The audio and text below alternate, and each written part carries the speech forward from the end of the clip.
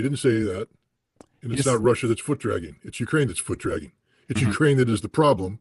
And it's Ukraine that the United States would walk away from.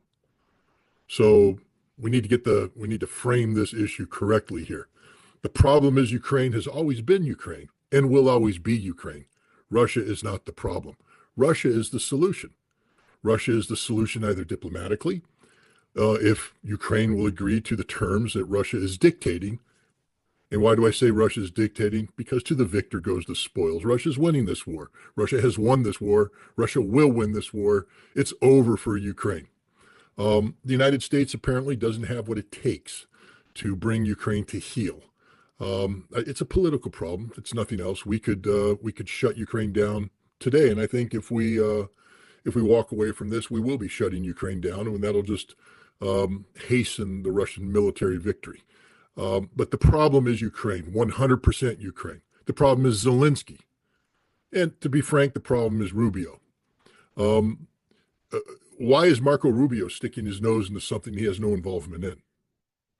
I mean, Rubio's job is to improve diplomatic relations between Russia and the United States. That's the mandate he's been given. His job is not to negotiate anything to do with the Russian-Ukrainian conflict and conflict termination. That's Steve Witkoff's purview. The moment I hear Witkoff talking about the United States walking away, I'll pay attention. The moment I hear Donald Trump talking about the United States walking away, I'll pay attention. When I hear Marco Rubio talk about it, what I hear is a neoconservative Russia hater who didn't want to be involved in this to begin with, trying to wash his hands of something that he finds distasteful. But I really don't really give a damn about what Rubio says, nor should anybody else, because it, frankly speaking, doesn't matter. He doesn't get to call the shots. He's not a shot caller. He's not a shot maker. He's nothing, especially when it comes to Russia and American relations. What do you think is the balance of power within the Trump administration between people like Steve Witkoff or Trump himself, who would be serious about a peace negotiation with Russia, and on the other hand, I would assume people like Marco Rubio and Keith Kellogg, who seem to be neocon hardliners when it comes to the question of Russia? Well, ultimately, there's only one boss, and that's Donald Trump. What we see, though, is that within the Trump administration, there appears to be a relatively even split between those people who want to do what Donald Trump wants to do and those people who are diametrically opposed to what Donald Trump wants to do. We have Tulsi Gabbard, we have J.D. Vance, we have Pete Hegseth, we have Steve Witkoff. They appear to be on the side of Donald Trump. We have Marco Rubio, we have Waltz, we have Kellogg, and maybe even the Secretary of Treasury, who appear to be these hardline neoconservatives who, have their own agendas. This is the problem that Trump creates when he surrounds himself with people who aren't loyal. He says he wants to get rid of the deep state. Then why do you promote the deep state? But there's an even split here. But the real question is Trump man enough to go against 50% of his cabinet? And so far, the answer appears to be no. That when it comes to a split like this, Trump, ends up trying to straddle the fence, and nothing gets accomplished, and everything he wants to get accomplished gets undermined. Does the Congress matter to any extent in this, given Republican senators led by people like Lindsey Graham are moving bipartisan bills for further sanctions on not just Russia, but even countries that trade with Russia with the threat of secondary sanctions? Do they matter at all? Well, theoretically. I mean, the United States is, after all, a nation that has checks and balances defined by the Constitution. And, the Congress is, of course, an equal and a separate and equal branch of government. So one should think they matter. But Congress doesn't get to dictate executive policy. Only the executive gets to do that. And Lindsey Graham needs to be careful about getting ahead of his skis here, or else he can find himself cut off. This is not a strong Congress. This is not a Congress that has shown an ability to speak with its own voice. And, I think if push comes to shove, Lindsey will be given a special audience with the president and change his tune. Scott, if you could tell us a little bit about the situation in ground, given the mainstream media has been discussing a lot about the Russian attacks on Kharkiv, on Sumy, on Kyiv, and President Trump himself spoke about loss of 2,000 lives every week. Can you give us a sense of what is going on the ground? Sure. I'll just start though that pronunciation has an impact as well. Uh, if you say Kyiv, you're speaking with a Ukrainian point of view. It's Kiev. It's always been Kiev. If you say Kyiv, you're saying I support Ukraine. It's just an important thing because there's people out there who listen to these things and they and it resonates. Um, and it also has people wonder what the purpose of your question is then if you're taking a Ukrainian slant, or how my answer will be since I obviously take a Russian slant. But pronunciation does matter. Um, Russia, what are you talking about? I don't understand the question. Russia is carrying out strategic attacks as it always has been. Attacks against critical infrastructure, attacks against command and control, attacks against industrial facilities. What's different today than last week? I guess the question is would Ukraine be able to hold on for any longer? Can this status quo go on? I think that's the bigger question. Uh, you know, people have been predicting the downfall of Ukraine for some time now. I count myself in that number. I'm surprised that Ukraine has lasted as long as it has. Um, Clearly, Ukraine has resilience, and resilience that's propped up with hundreds of billions of dollars of foreign assistance. Um, I would say that I don't believe Ukraine can do this indefinitely. I don't think anybody believes Ukraine can do this indefinitely, but I'm not going to put a timetable on the collapse of Ukraine. I'm just saying that Ukraine is collapsing. Its collapse is inevitable. Um, and you're starting to hear more and more panicked um, verbiage coming out of Kiev from the Ukrainian government as they wonder how they're going to, move forward, what kind of support they need, air defense, money. I mean, there's some ridiculous things being said there about, what I guess they want the new German government to amend the Constitution so it has to give 5% of its defense spending to Kiev and give 5% of its budget to Kiev. Um, it, this shows desperation. Ukraine is not sustainable on its own. And if the United States walks away, Ukraine will collapse a heck of a lot faster than it currently is collapsing. One of the important things to note is that Kiev has acknowledged that it is 100% reliant upon U.S. intelligence in terms of Russian missile um, launch notifications. That if the United States shuts down its intelligence sharing, Kiev will be 100% blind, meaning that the Russian missiles will hit and Kiev will never have any indication of when they're coming. And that's part and parcel of the downfall. I think given among the three impediments, we have talked about two, of course, Ukraine itself as impediment to the talks, and then the sections of those in the United States, including those within the Trump administration that acts as an impediment. I think the third important element here is Europe, and we have discussed this. You have spoken about it. I think my question here is, given the U.S. EU relationship being reconstructed through at least the tariff negotiations, some people are speculating that if these renegotiations between the United States and EU along on the question of tariff do not go well, and there is a delinking between the United States and Europe, then that would mean that Europe would continue to support Kiev, and that would be a backstep towards the negotiations. Do you think that a stronger bond between the United States and Europe would mean stronger leverage of the United States to force Europe into this negotiation, or do you think a delinking would perhaps be better? Delinking or destruction.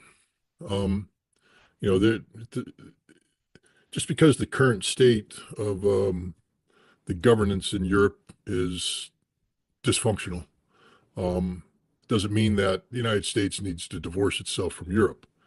All we have to do really is just wait, and Europe will cleanse itself.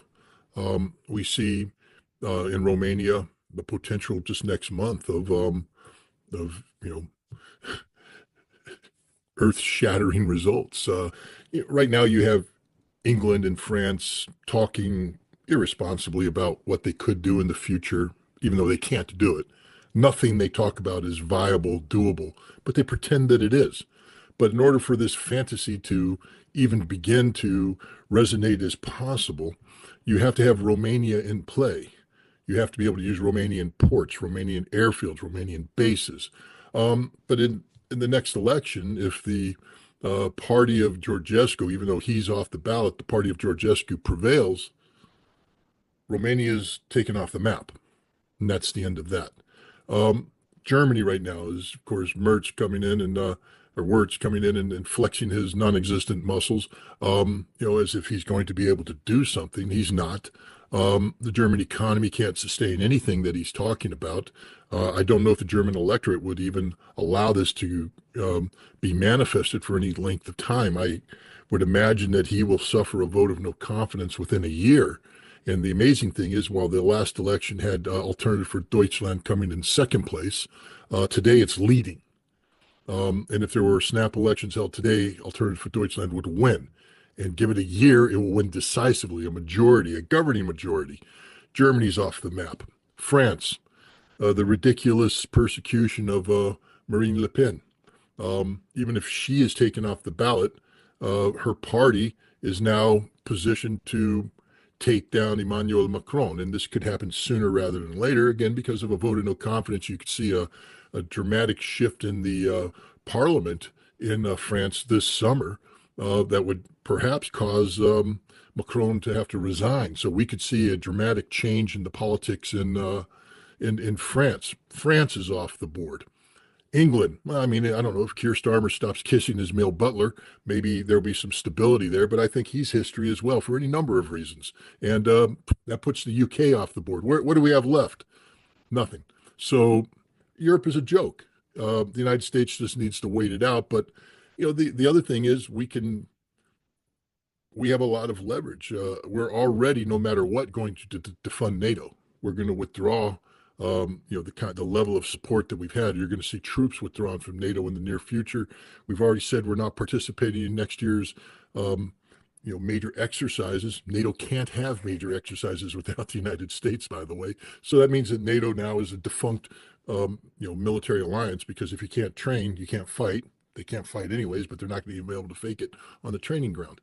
So I don't see the sanctions or the tariff negotiations have anything to do with the reality of NATO.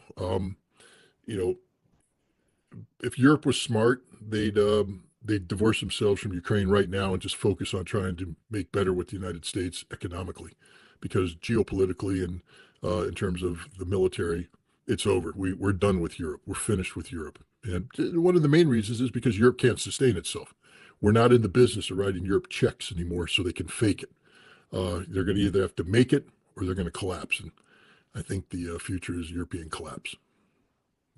Would the worsening relationship between the United States and China would have any impact or bearing on this negotiation with Russia? I think the only thing that has an impact on the negotiation with Russia is Russia. Russia has set down terms of conflict termination. If the United States can arrange so that those terms are met, then there will be successful negotiations. If the United States can't, there won't be. And there's no other factor.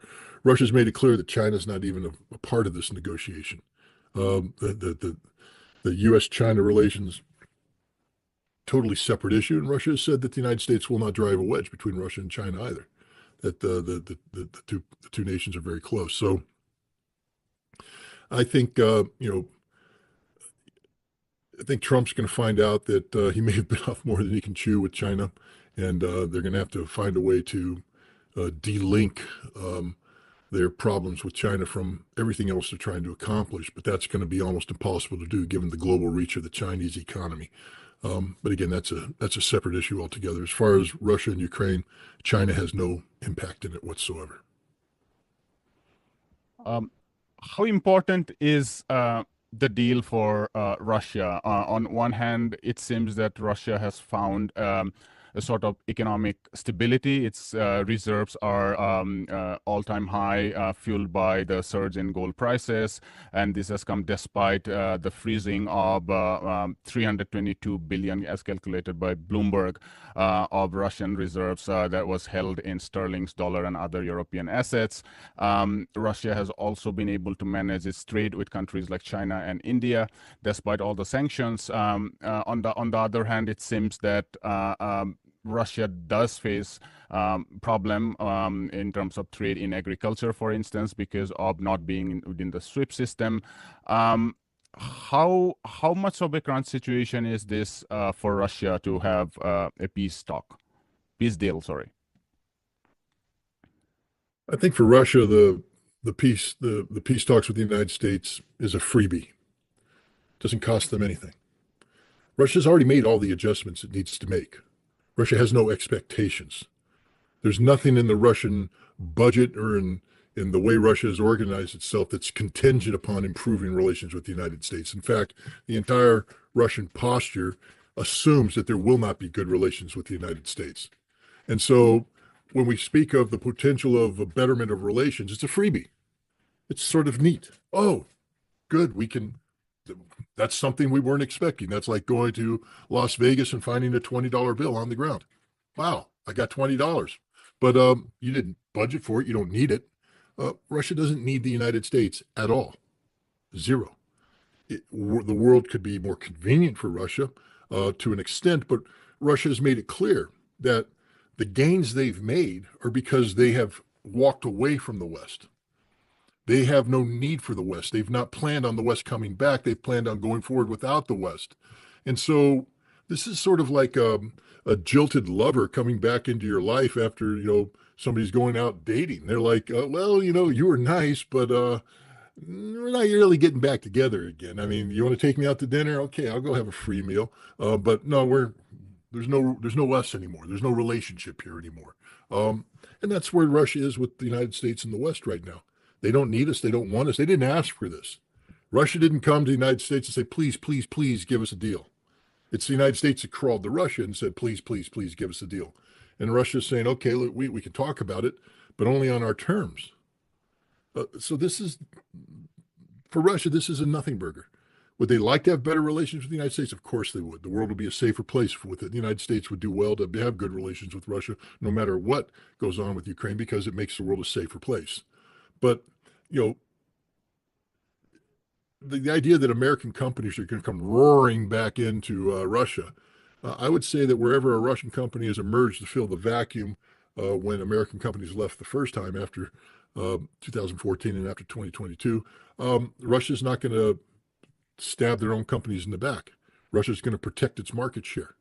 If the United States is going to come in, it'll come in on niche, items, niche areas where they're needed. I mean, I think Russia would allow Boeing to come back in, for instance. I know for a fact when I flew on the Boeing aircraft operating under Russian airlines, I was nervous about the front landing gear because they hadn't been maintained properly, and the parts that they were using to replace them were not original parts. And you're like, well, gosh, I mean, I'd sort of like to have the original parts here.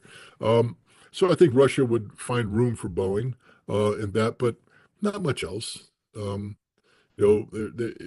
Russia doesn't need the United States. What about investments in general that has also been stifled by all these sanctions? What investments? investments through portfolio investment that is funneled through the Eurobond market, the stock No one market. cares about the euro bond market. China's investing in Russia. India's investing in Russia, and they do it outside of the European bond market. The direct investments. Go to Novosibirsk. Go to Ekaterinburg. Go to the St. Petersburg International Economic Forum and take a look at all the Chinese and Indian companies lining up and look at all the contracts that are signed. Direct investment worth many, many billions of dollars. So I think Russia's doing just fine in terms of international investment. I interviewed Professor John Mearsheimer recently, and I asked him, why do you think Trump is unable to seal the deal? And he said that there are three conditions that Russia is asking for. Of course, Ukraine not being a member of NATO, the four oblasts that Russia has now, Ukraine should give up its claim on them. And finally, a significant demilitarization of Ukraine to the extent that they have no offensive capacity. And he says that it seems like the Trump administration hasn't swallowed all the three at the same time. Can you talk about the last bit? What is the attitude of the U.S. administration towards a significant demilitarization of Ukraine? Is it still sending weapons to Ukraine? My understanding is that the Trump administration has slowed things down to almost a halt. If there's anything going into Ukraine, it's the final vestiges of prior contracts, but there's no fresh contracting going on, et cetera. This is a political issue. This, again, comes down to Europe. For Ukraine to demilitarize, Europe is saying there must be a robust, system of security guarantees. The more you ask Ukraine to demilitarize, the larger the presence of peacekeeping troops must be. And Russia said, no, you don't get any peacekeeping troops, and Ukraine will be demilitarized down to 50,000. That's going to happen, just so you know. That's what happens when you lose a war, and Ukraine has lost this war. The stupidity of the Trump administration, and I say this because they don't understand that Russia will not yield on this. The U.S. has no leverage, no negotiating leverage to bring to bear. NATO made a fatal mistake. A lot of people tend to forget this. That started in 2015. NATO began training Ukrainian forces significantly to make them to NATO standards for the sole purpose of preparing them to fight against Russians in the Donbass and Crimea, in total disregard for the Minsk Accords. So from the Russian perspective, the Ukrainian military today is an extension of NATO. Therefore, it must disappear. And it will disappear. It can either disappear by being transformed from troops on a parade ground into troops into a graveyard, or they can voluntarily demobilize and be left with 50,000 border guards. But Trump hasn't been able to turn to the Europeans or get his representatives to turn to the Europeans and tell them to pound sand. And one of the problems is that the United States is part of the problem. We built this army. We're the ones who put all that money into it. We're the ones who created the training command. We fronted for NATO. And we've been a heavy supplier of these munitions. And no matter what Trump says that this was Joe Biden's war, this is Donald Trump's war. Donald Trump was the president from 2017 to 2020 when all this training was taking place. Donald Trump is the man who started sending lethal aid into Ukraine. Donald Trump knows damn well what the NATO plans were regarding Ukraine, what the CIA, under Donald Trump, the CIA began building these bases in Ukraine. So Donald Trump knows the truth. He's just trying to reinvent history and blame Joe Biden. But the fact is, Donald Trump is to blame for this problem. Biden inherited Trump's policies and then continued them. But this is Donald Trump's war. And it's, he and the people whom he surrounded himself with are vested in a Ukrainian victory that's never going to happen. And so what they're hoping for is some sort of victory on the negotiating table, whatever that, however they want to couch that victory. But the Russians will not yield on this. And there's a fourth one. Mr. Mearsheimer mentioned three. There's a fourth one that's even perhaps more sensitive than demilitarization. That's denazification. The Russians have made it clear that Zelensky and his government will not be part of a future of Ukraine. The current parliament will not be part of it. The political system will not be part of it. The Constitution will not be part of it. Russia is going to put its own people in place, make its own constitutional changes, outlaw the Banderists, outlaw the right sector, and ensure that whoever the president is will be a pro-Russian president. That's just statement of fact. It's going to happen. The Russians are already moving in that direction.